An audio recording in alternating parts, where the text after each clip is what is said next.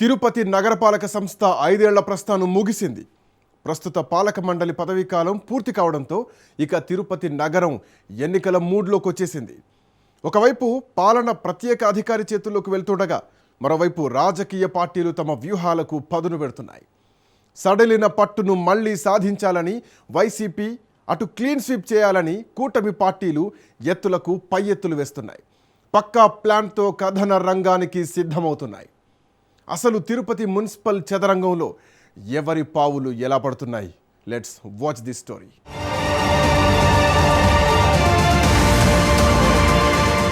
ఆంధ్రప్రదేశ్లో జరుగుతున్న స్థానిక సంస్థల ఎన్నికలలో భాగంగా తిరుపతి మున్సిపల్ కార్పొరేషన్ ఎన్నికలు తీవ్ర పోటీగా మారే అవకాశం కనిపిస్తోంది. తిరుపతి మున్సిపల్ కార్పొరేషన్ పై రాజకీయ పార్టీలో ఫోకస్ ఇటీవలే మరింత పెరిగింది. ఆధ్యాత్మిక, పర్యాటక కేంద్రంగా ఉండటంతో పాటు అభివృద్ధి, ఆదాయం పరంగా కూడా ఇది కీలక నగరం. ప్రస్తుతం ఎన్నికల వాతావరణం క్రమంగా వేడెక్కుతోంది. అధికార పార్టీలు, ప్రతిపక్షాలు రెండూ తమ వ్యూహాలను సిద్ధం చేసుకుంటూ గ్రౌండ్ స్థాయిలో చురుకుగా పనిచేస్తున్నాయి. ఇంకా అధికారిక ఎన్నికల షెడ్యూల్ ప్రకటించకపోయినా గ్రౌండ్ లెవెల్లో మాత్రం స్పష్టంగా ఎన్నికల మూడ్ కనిపిస్తోంది. ముఖ్యంగా స్థానిక సమస్యలపై చర్చలు పెరిగాయి. రోడ్లు, డ్రైనేజీ, తాగునీరు, ట్రాఫిక్ సమస్యలు ఎన్నికల్లో కీలకంగా మారే అవకాశం ఉంది. పార్టీలు గెలిచే అవకాశం ఉన్న వారిని ఎంపిక చేయడానికి సర్వేలు, ఫీడ్బ్యాక్లు తీసుకుంటున్నారు.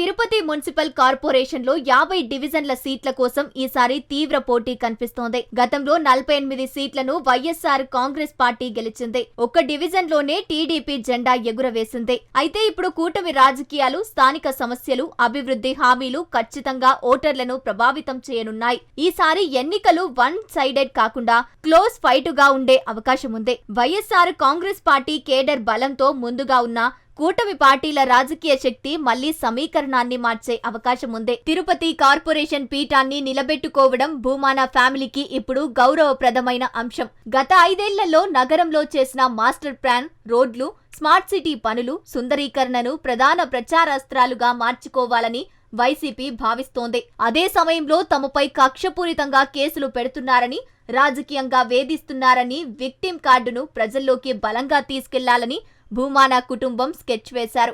ముఖ్యంగా ముస్లిం, మైనార్టీ, ఎస్సీ ఓటు బ్యాంకును కాపాడుకుంటూనే అసంతృప్త నేతలను బుజ్జగించే పనిలో పడ్డారు.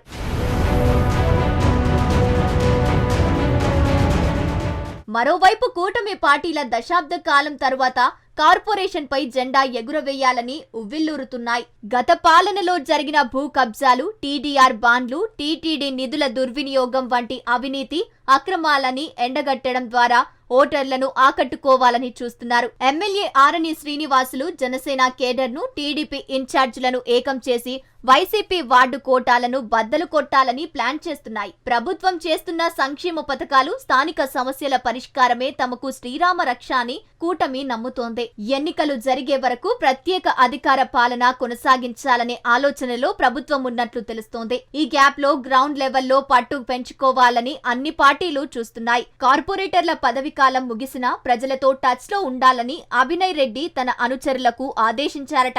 అటు కూటమి నేతలు మాత్రం అధికార యంత్రాంగంపై పట్టు సాధించి పెండింగ్ లో ఉన్న పనులను పూర్తి చేయించి ప్రజల నుంచి క్రెడిట్ కొట్టేయాలని భావిస్తున్నారు. ఈ సెమీఫైనల్ పోరులో ఎవరు పైచేయి సాధిస్తే వారికే వచ్చే అసెంబ్లీ రేసులో తిరుగుండదని రాజకీయ విశ్లేషకులు భావిస్తున్నారు.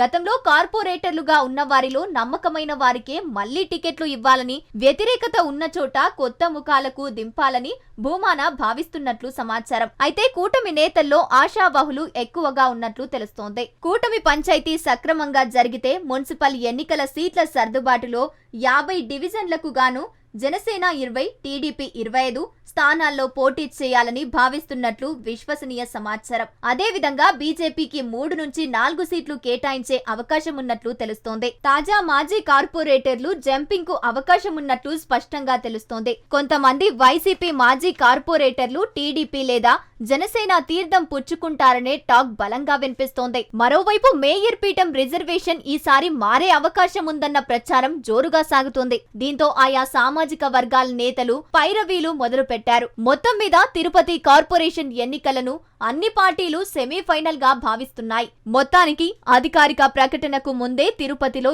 ఎన్నికల వేడి స్పష్టంగా కనిపిస్తోంది.